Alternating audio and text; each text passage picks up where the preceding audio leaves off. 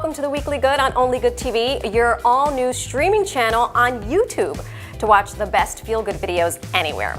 Thanks so much for spending part of your day with us. I'm Marysol Castro. Well, today we are filled with more OnlyGood stories, and what could be better than a story about birthday parties? But these are no ordinary parties. These are special parties with a great big heart. The mission of the Confetti Foundation is to provide birthday parties to hospitalized children. We have celebrated over 5,100 birthdays in 47 states. The hospital wants to have a party, but they don't have the funding for it. We're the first organization to be able to provide that. There was a little girl who had just been admitted for cancer treatment. The next day was going to be her birthday. And I said, "What do you love?" She said, "I love the Celtics and I love the Patriots." I got a hold of the New England Patriots as well as the Boston Celtics, and I said, "I need you guys to put Happy Birthday Abigail up on your Jumbotron and take a picture for me." As soon as I walked in there, all I saw was my dream came true. What Stephanie's doing for these kids and the hospitals she's connected with is really something very special. So thank you, Stephanie, for everything that you do. Of course, you can watch the full story for the Confetti Foundation on YouTube at OnlyGood TV. Our next story is actually a new series here at OGTV called Netta DI. The DI stands for Diversity and Inclusion, something Netta Jenkins knows a few things about. She grew up in a predominantly white neighborhood in Rhode Island. Her unique experiences in high school has led her to a prominent role in corporate America. Let's take a look at her story. Growing up here in Johnston was very interesting. We were the only African-American family in the neighborhood. My mom grew up in Liberia, but she came here at like the age of 19, created like 3 boutiques. She came here and made something for herself. I told my kids to say, you can't make anybody put you down for who you are, because the only thing different is the color. It was that moment that was so pivotal for me. How can I create change? Joining me now is Netta Jenkins. Hello, Netta. Hi, how are you? I am better for speaking to you. I'm so excited, first of all, to speak to you, but also, second of all, we love your series. So thank you for opening up your life to all of us, which is not an easy thing. I think people think it's easy. It's not. So tell us a little bit about your upbringing in Johnston, Rhode Island.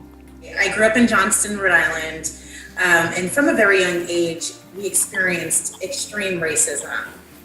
So I remember my mom and I being stopped in the driveway by the cops, and the cops asking, "Ma'am, what are you doing? Are you lost?"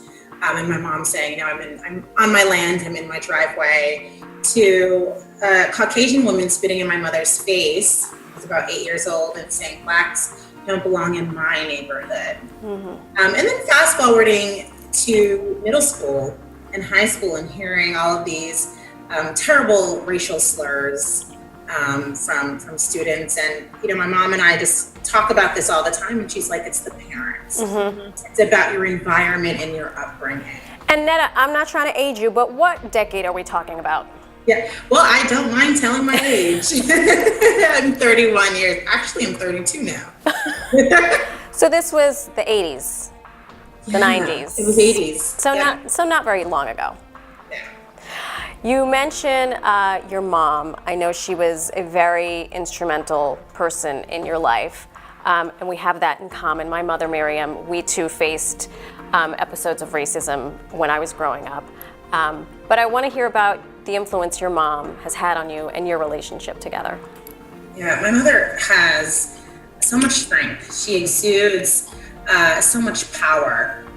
You know, she grew up in Liberia, in Africa, and she came to the U.S. For medical reasons, actually. She got into a very bad accident, and she was in a coma for some time.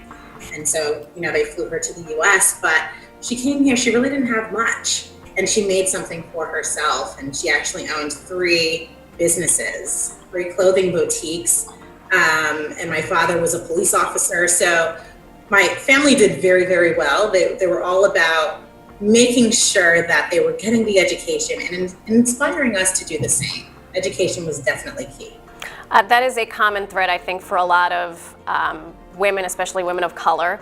You have to, you know that you have to work 10 times as hard as everybody else. Yeah. What do you have inside of you that propels you to do the work that you do, considering the fact that you have faced so much diversity in your life? Right. Well, you know what? The turning point for me was when I was younger. My mother saying to me while I was in middle school, crying about the, racial slurs, she said, "I didn't bring you in this world to cry about things. I brought you in this world to create change." And it was that moment that I realized, oh my goodness, wait, I have the power to create change. I have the power to do this. And so here I am as head of D&I. And so for those of us that are not familiar with D&I, what is it? Yeah, so D&I is diversity and inclusion. So it's really about focusing on those folks that from underrepresented groups that really don't get to experience different things within the workplace or just within our society, facing many challenges and adversity just because of the color of their skin or their sexual preference as well. And because of your job and your calling, I'm going to say, you've landed an incredible role at a major media company. And it's actually, I'm going to ask you a little bit about it, but it's actually the subject of your second episode. So let's go take a quick look. Within the technology industry right now, there's a major gap. IAC Applications reached out to me to recruit, and so I embarked on that and started off as a recruiter, and here I am now as head of diversity and inclusion. Her skills are unparalleled in this division. She knows what diversity and inclusion isn't, but she also knows what diversity and inclusion is. We do such a great job of being very vulnerable and vocal about some of these pressing issues that other technology companies or other companies are facing so that we don't make those problems. In order to create change, it's taking that bold step and making that move. Would you be a mentor and an advocate again if I came back and asked you? Yes. Yeah! Fantastic work, as always. Talk to us a little bit about IAC. It's a New York City-based media company. What is it and what do you do there? So IAC is one of the biggest internet media companies within the world. They house about over 150 different brands. Vimeo, Match.com, Tinder, About.com, Investopedia, I can go on and on, as well as IAC Applications, which is the brand that I work for. And we function very similar to our parent company, where we own about 5 different businesses. Tell me what you do in your capacity as the Diversity and Inclusion Officer. Yeah, as Diversity and Inclusion leader of the organization, it's really about creating initiatives. Creating these initiatives that can allow every single person to be at the table and have a seat at the table. So one of the initiatives is the Career Switch program. We're also working on an innovation diverse incubator. So, that sounds very fancy and scientific. But, Black women only receive 0.2% in terms of venture capital. Latinx women only receive 0.4% in terms of venture capital. And women in general, it's only 2.2%. So we really want to make sure that we're providing the resources and the funding to these organizations that want to thrive in a mobile capacity, because that's where our company is growing, and providing that space as well for them to really grow their business and their products. How many problems do you think you solve in a given week? Oh my gosh, I literally get questions from people every single day. And it's not just people within my company, people in other companies. I actually get more questions from people in other companies because we're doing so well as an organization. So everyone is just like on point. But other organizations, they talk to me all the time about the challenges that they're experiencing, and even their employees contact me. So what does the future hold for you? My goodness. So I will be coming out with a book this year. So excited about that. And it's a book for companies to be able to implement solutions, right? Proven solutions that can help their diversity and inclusion initiatives and really bring everyone to the table, which is key.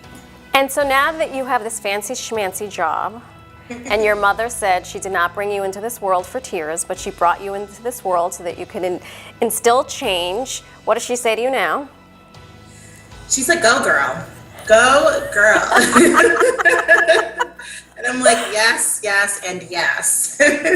So she's very proud. She's very, very proud of the work. I took her with me when I spoke in Amsterdam at a major speaking conference, and she was just so taken back. She's like, oh my gosh, those few words impacted you. I'm like, yeah, it did, actually.